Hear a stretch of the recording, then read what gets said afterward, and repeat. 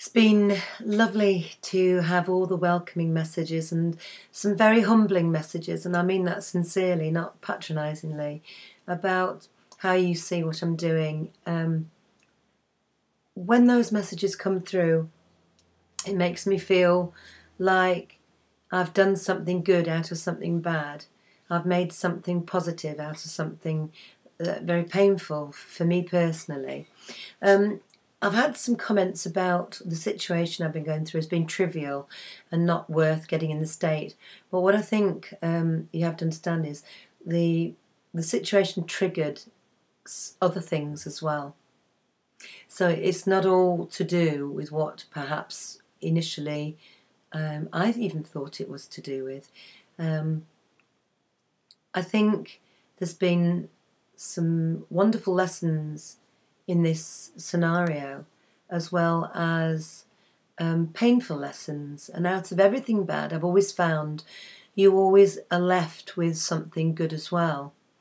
And I had messages from the partner's daughter, and I was very concerned about that because this is a young lady, same age as my daughter, who's also struggling with this situation.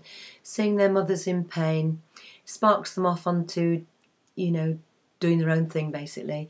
But you can understand that, but at the end of the day, the mothers have to be responsible enough to sort their own lives.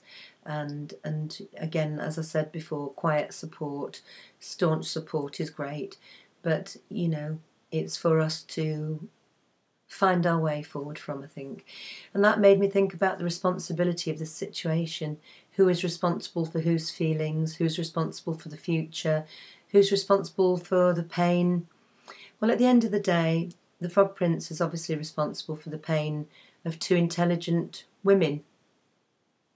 Why do we love somebody that causes us that pain? Well, there are all sorts of different reasons, aren't there, why you love somebody, and it's not always all bad. Because somebody does bad things doesn't make them in total a bad person. So there are always good things about somebody as well as the bad things they do. There are a lot of good things about the Frog Prince, as I've said. There are a lot of bad things about me. I do bad things, I do mistakes. You can only try and do your best, but when you are caught in a situation, as the three of us are, some people have said to me, an affair is an affair is an affair. It's in this day and age, it's neither here nor there. Lots of people have affairs. They do. I don't. Not usually, not out of choice, but I have friends who are in affairs, who have had affairs. Doesn't make me think any less of them as people. It's not a choice I personally would have made, but I can see sometimes how these things happen.